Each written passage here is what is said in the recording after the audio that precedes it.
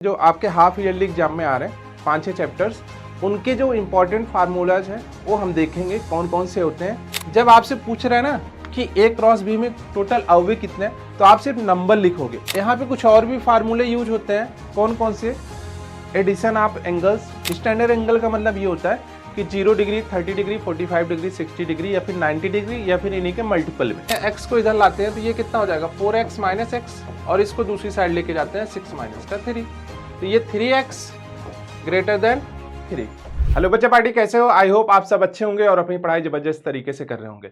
आज हम लोग आपके लिए लेके आए हैं वन शॉट फार्मूला ट्रिक्स, जिसमें आप लोग जो आपके हाफ ईयरली एग्जाम में आ रहे हैं 5-6 चैप्टर्स, उनके जो इंपॉर्टेंट फार्मूलाज हैं वो हम देखेंगे कौन कौन से होते हैं। ठीक है, वो सारी चीजें आज हम लोग कवर करने वाले हैं। ठीक है, ये बच्चे क्लास 11 का है और हाफ ईयरली एग्जाम में जहां तक कवर होगा 6-7 चैप्टर जो आपके कवर होंगे, उन सभी के हम लोग फार्मूले देखने वाले हैं। ठीक है बच्चे, तो सबसे पहले हम लोग स्टार्ट करते हैं सेट्स।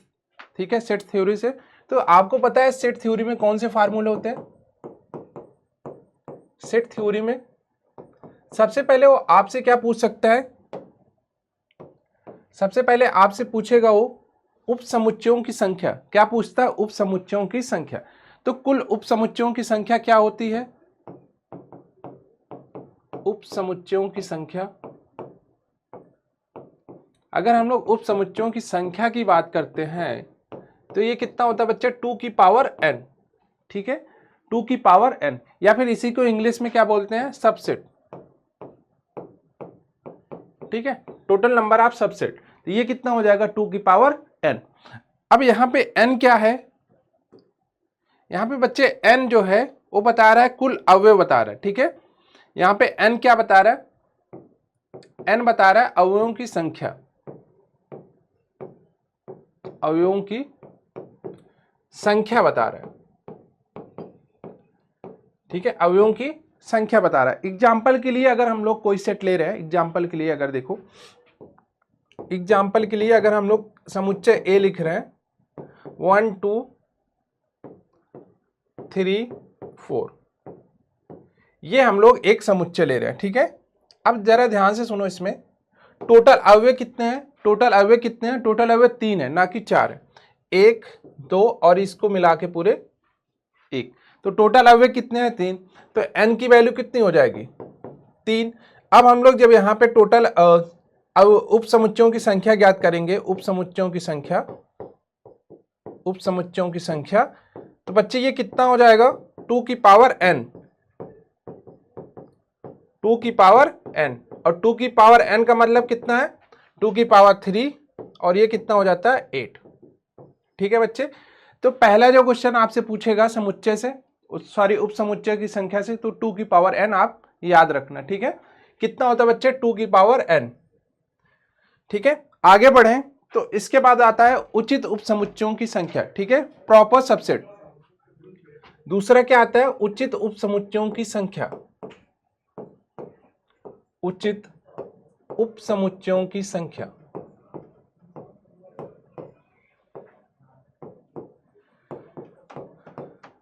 उचित उपसमुच्चयों की संख्या, ये कितना होता है? 2 की पावर n माइनस का 1, 2 की पावर n माइनस का 1, 2 की पावर n माइनस का 1, जो अभी हम लोगों ने पीछे क्वेश्चन किया था, अगर उसी को एग्जांपल के लिए लें, 1 2 3 4। ठीक है, ये एक समुच्चय दिया गया। तो जब हम लोग इसका उचित उपसमुच्चय ज्ञात करेंगे, प्रॉपर सबसेट ज्ञात करेंगे, ठीक है, प्रॉपर सबसेट ज्ञात करेंगे, प्रॉपर सबसेट ज्ञात करेंगे, तो ये कितना होगा बच्चे? 2 की पावर n माइनस का 1। यहां पे n की वैल्यू कितनी है? 3। n की वैल्यू 3 है, तो 2 की पावर 3 माइनस 1, मतलब कि ये 8 माइनस 1 कितना हो जाएगा? 7 हो जाएगा। तो आपका आंसर कितना हो जाएगा बच्चे? 7 हो जाएगा। ठीक है, उसके बाद इसमें एक और क्वेश्चन पूछता है जो फार्मूला बेस पे होता है। क्या पूछता है बच्चे? वो पूछता है टोटल घात समुच्चयों की संख्या। ठीक है, घात समुच्चयों की संख्या।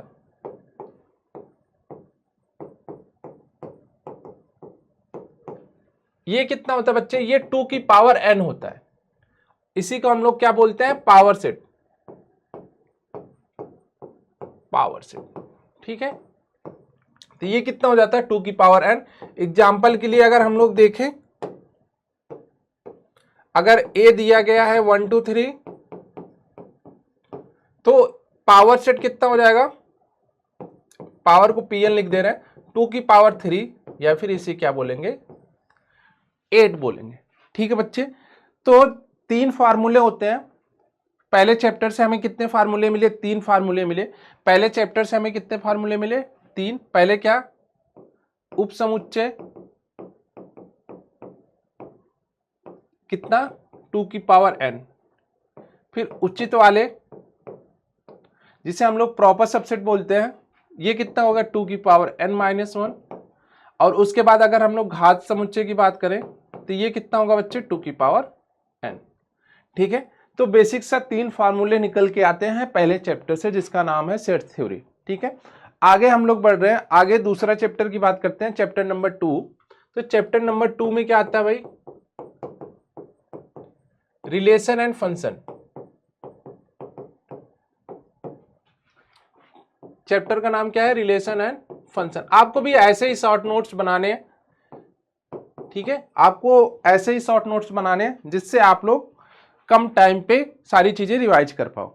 तो इसमें हम लोग जब बात करेंगे रिलेशन एंड फंक्शन में, तो बच्चे इसमें क्या होगा, सबसे पहले आपसे पूछेगा कार्तीय गुणन में टोटल अवयवों की संख्या।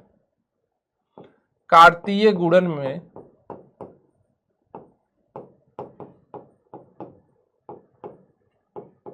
कुल अवयवों की संख्या, ये सबसे पहले आपसे पूछेगा, कुल अवयवों की संख्या।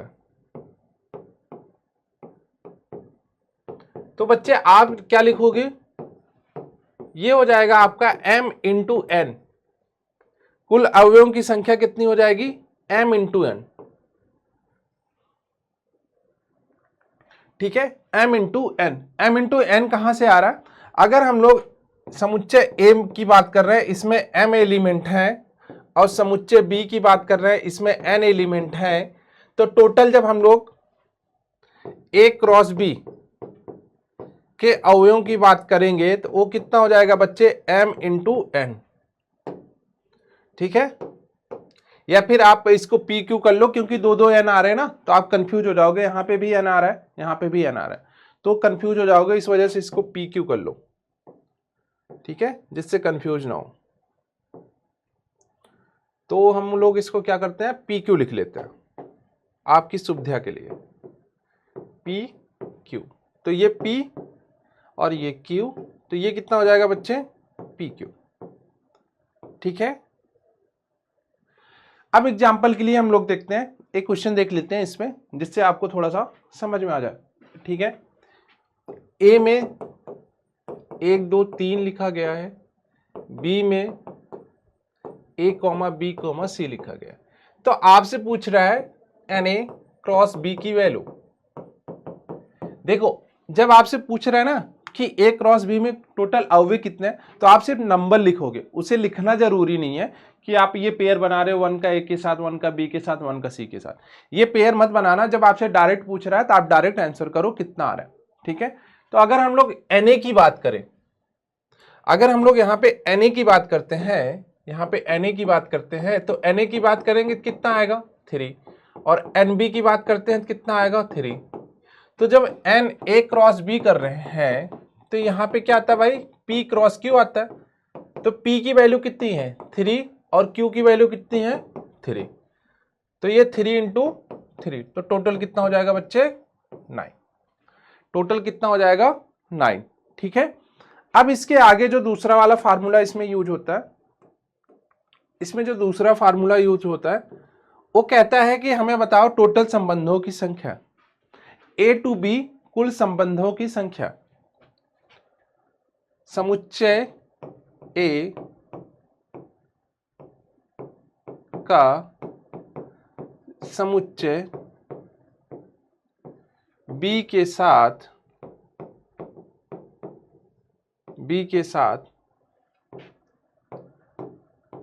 कुल संबंधों की संख्या, ये आपसे पूछेगा। तो बच्चे इसका फार्मूला क्या हो जाएगा, 2 की पावर p इंटू क्यू। इसका फार्मूला क्या हो जाएगा बच्चे, 2 की पावर पी क्यू। 2 की पावर क्या हो जाएगा, पी क्यू। अब संबंधों की संख्या पूछा है, 2 की पावर पी क्यू हो जाएगा। पी क्या है, पी क्या है बच्चे, ए में टोटल अवयव और क्यू क्या है, बी में टोटल अवयव। ठीक है, पी क्या है यहां पे मेंशन भी कर दे रहा है, ए में कुल अवयव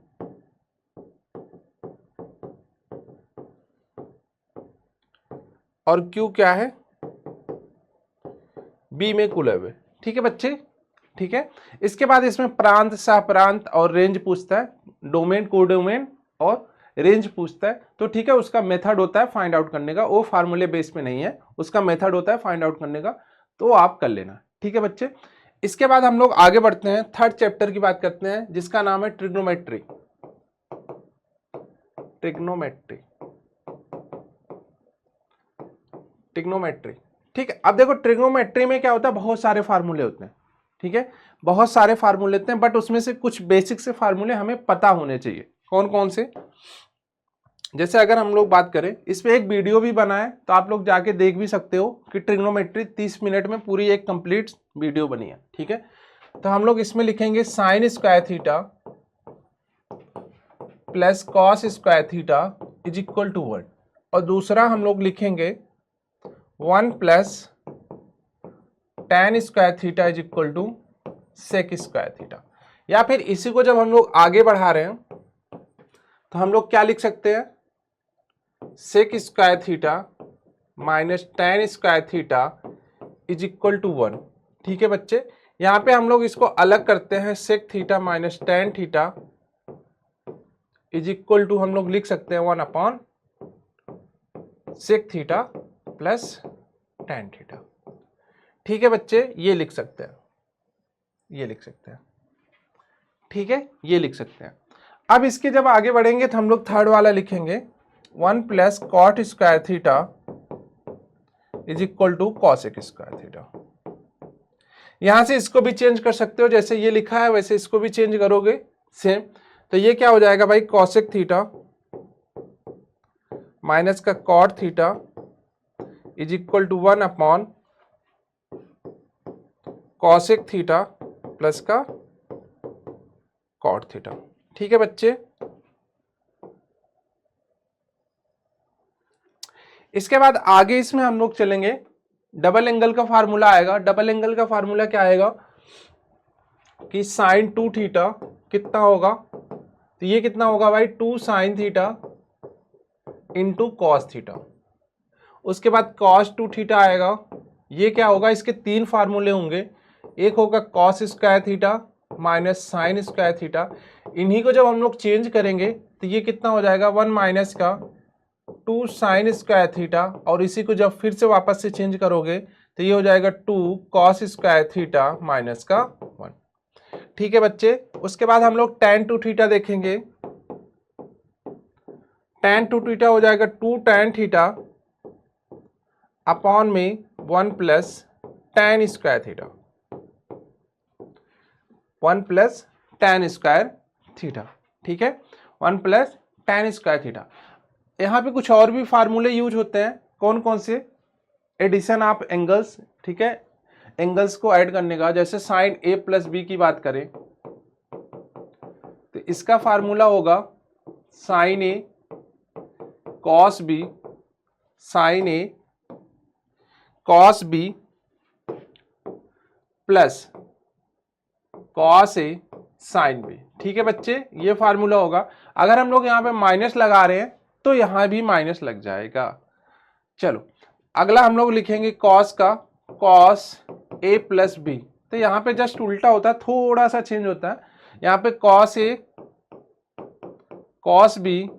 ठीक है बच्चे, कॉस ए कॉस बी, और यहाँ पे कितना हो जाएगा, अगर यहाँ पे प्लस ले रहे हैं तो यहाँ पे माइनस होगा साइन ए साइन बी, और अगर हम लोग यहाँ पे माइनस कर रहे हैं तो यहाँ पे क्या हो जाएगा, प्लस हो जाएगा। सिमिलर हम लोग tan की बात करते हैं, tan a प्लस बी की, तो बच्चे tan a plus tan b upon में 1 माइनस 10a इंटू 10b, ये फार्मूला होता है। ठीक है, अगर हम लोग यहाँ पे माइनस कर रहे हैं तो ये साइन चेंज हो जाएगा, जहां पे प्लस था वहां पे माइनस हो जाएगा। ठीक है बच्चे, अब इस फार्मूले का देखो, इसी फार्मूले का यूज करके ये सारे फार्मूले बनाए गए, इन्हीं फार्मूलों का यूज करके ये फार्मूले बनाए गए। जैसे अगर हमें चाहिए 2 थीटा चाहिए, तो ए और बी को दोनों को हम लोग किसके इक्वल मानेंगे, थीटा के। तो जब a is equal to B करेंगे तो यहाँ पे 2a बन जाएगा, या फिर 2 थीटा कर लो, या फिर 2x कर लो, अपने अकॉर्डिंग कुछ भी कर लो। तो ये फार्मूला हो जाएगा, ये देखो दोनों सेम हो जाएंगे, ये वाली वैल्यू ये वाली वैल्यू सेम हो जाएगी, 2 sin a cos a। ठीक है बच्चे, सिमिलर ये वाला फार्मूला इसको बनाया है सेम वही। ठीक है, अब एक चीज यहाँ पे और देख लो, फार्मूला किसका है, कॉट का। ये इंपॉर्टेंट है, ये बच्चे थोड़ा सा भूल जाओगे आप लोग, तो इसको देखो भाई, ये क्या होगा, cot B plus cot A upon 1 minus cot B into cot A. ठीक है बच्चे,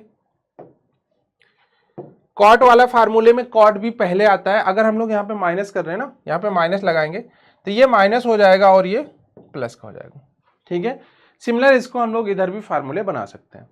ठीक है, अब इसी का यूज करके हम लोग 3x का भी बना लेंगे, साइन 3x का भी पता है, 3 sine x minus 4 sine cube x होता है, और कॉस का बनाएंगे तो 4 कॉस क्यूब थीटा माइनस का 3 कॉस थीटा, ये होता है। ठीक है, तो यहां से हम लोग बाकी जो 3 थीटा वाले फार्मूले हैं उनको भी बना सकते हैं। ठीक है बच्चे, अब आगे हम लोग बात करते हैं इनका यूज कहां पे है। जैसे हमें अगर कहीं पे पूछ लिया साइन 15 की वैल्यू, साइन 15 डिग्री की वैल्यू, साइन 15 डिग्री की वैल्यू पूछ रहा है, तो हमें पता है ये स्टैंडर्ड एंगल में नहीं आ रहे। स्टैंडर्ड एंगल का मतलब ये होता है कि 0 डिग्री, 30 डिग्री, 45 डिग्री, 60 डिग्री, या फिर 90 डिग्री, या फिर इन्हीं के मल्टीपल में। ठीक है, इन्हीं के मल्टीपल में। अब हम लोग साइन 15 की वैल्यू फाइंड आउट कर रहे हैं, तो साइन 15 की वैल्यू कहां पे यूज हो जाएगी, साइन 15 को हम लोग कन्वर्ट कर सकते हैं किसमें, साइन 30 डिग्री प्लस का, एक सेकंड, 15 डिग्री है ना, तो हम लोग इसको कन्वर्ट कर रहे हैं साइन 45 डिग्री माइनस का 30 डिग्री। अब जरा माइनस करके बताओ, 45 डिग्री माइनस 30 डिग्री करोगे कितना आएगा, साइन का 15 डिग्री आएगा, वही वैल्यू आएगी जो इधर दी गई है। तो हम लोग इसमें a माइनस बी वाला फार्मूला यूज कर रहे हैं।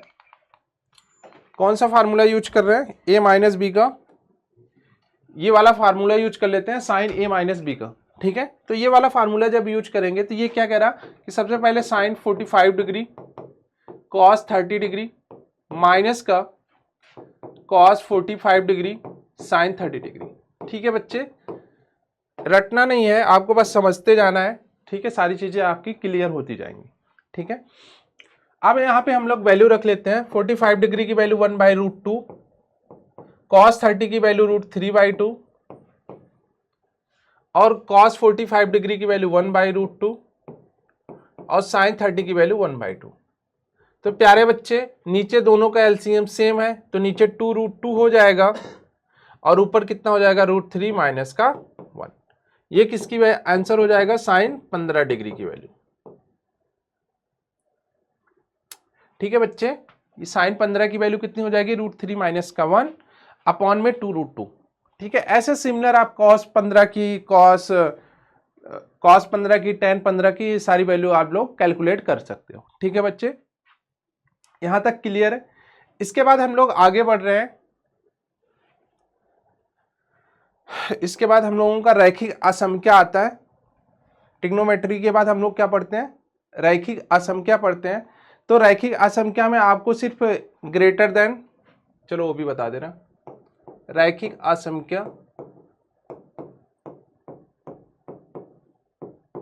रैखिक असंख्याएं करके एक चैप्टर होगा, जिसे हम लोग क्या बोलते हैं, लीनियर इनइक्वलिटीज। इसमें ना थोड़ा सा इंटरवल का ध्यान देना है आपको, इंटरवल का ध्यान देना है।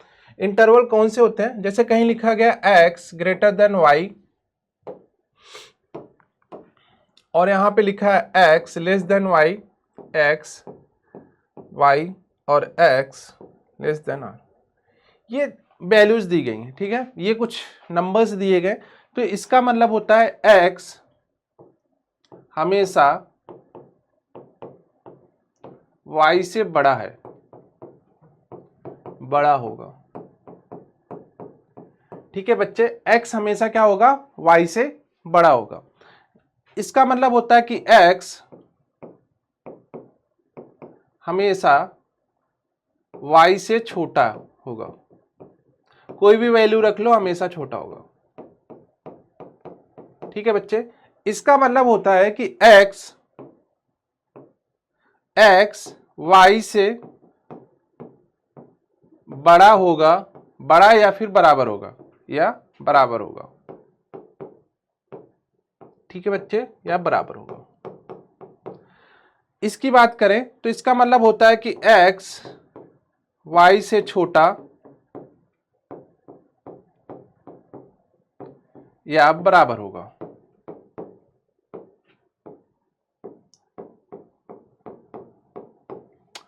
छोटा या फिर बराबर होगा। ठीक है बच्चे, अब देखो ये जो सारी चीजें लिखी गई ना, इनको एक इंटरवल के थ्रू हम लोग सॉल्व करते हैं। इंटरवल का मतलब होता है कि अंतराल। अब अंतराल भी समझ लो, अंतराल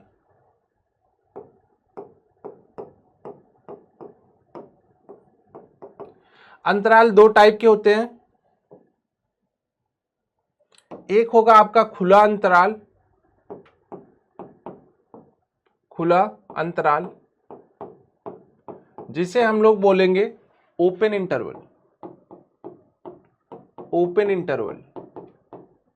ठीक है, ओपन इंटरवल। इसको हम लोग किस ब्रैकेट से दिखाते हैं खुला अंतराल को?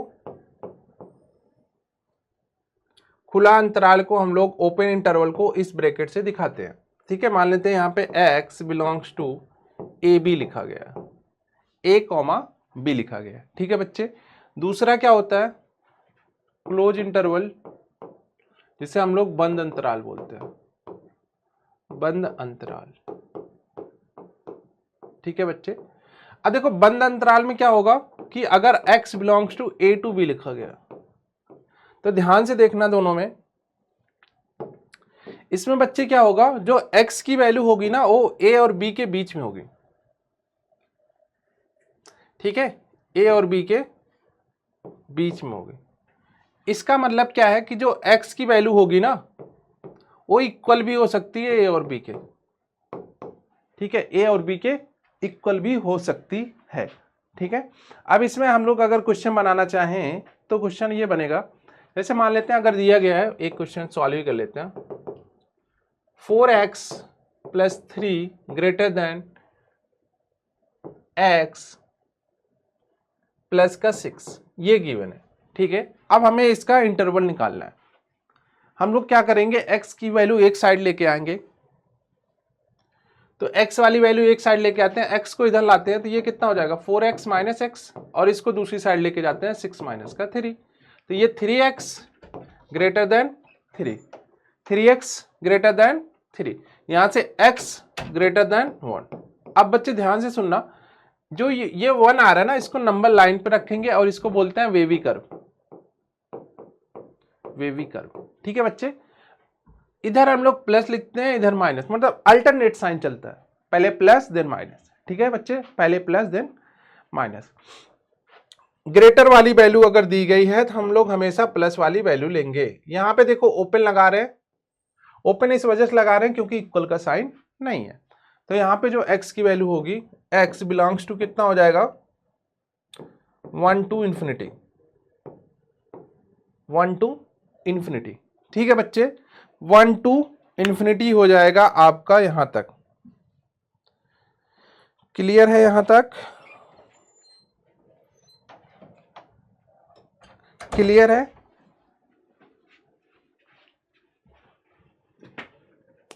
क्लियर है? चलो, बीच में एक आपका चैप्टर छूट गया जिसका नाम था complex number, complex number and quadratic equation. इसको भी देख लेते हैं, क्वाड्रेटिक इक्वेशन।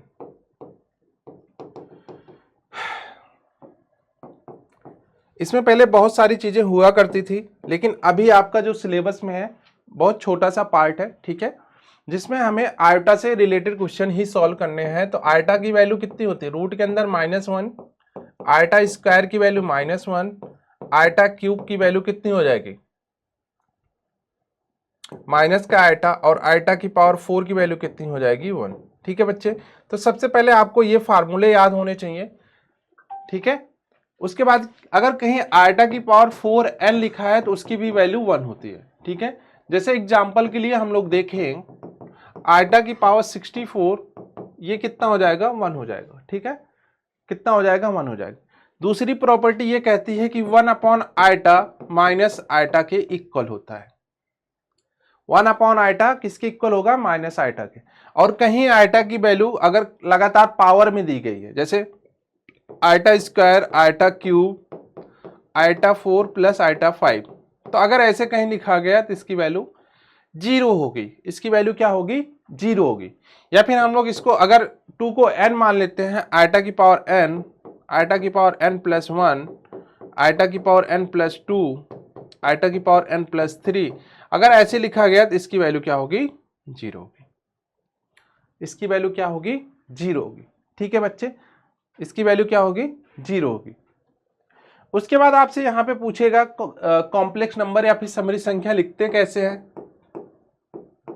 तो बच्चे समरी संख्या जो लिखी जाती है उसको हम लोग जेड से दिखाते हैं, और ये x प्लस आयटा वाई के फॉर्म में लिखा जाता है। Z is equal to X plus iota Y.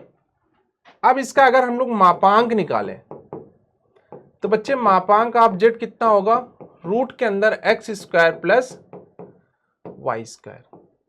ठीक है, एक और इसमें पूछता है गुणात्मक प्रतिलोम, जिसे हम लोग इंग्लिश में बोलते हैं मल्टीप्लिकेटिव इनवर्स, गुणात्मक प्रतिलोम। ये बच्चे जेड इनवर्स क्या होता है, जेड का बार अपॉन में मॉड ऑफ जेड। ठीक है बच्चे, तो ये कुछ कॉम्प्लेक्स नंबर में था जिनको आप बना सकते हो। ठीक है, कॉम्प्लेक्स नंबर में ऐसे ही कुछ क्वेश्चंस आपसे देगा, जैसे मान लेते हैं जेड इज इक्वल टू दे दिया 4 प्लस 3 आइटा, तो मॉड ऑफ जेड पूछ रहा है, तो मॉड ऑफ जेड करोगे तो क्या आएगा, 4 का स्क्वायर 16 प्लस 3 का स्क्वायर 9, तो ये कितना हो जाएगा 5, तो मॉड ऑफ जेड कितना हो जाएगा बच्चे 5 हो जाएगा। ठीक है, सिंपल सिंपल सा क्वेश्चन पूछेगा। इसके बाद हम लोग आगे बढ़ रहे हैं। आगे अगला चैप्टर कौन सा हमारा, परमुटेशन एंड कॉम्बिनेशन। परमुटेशन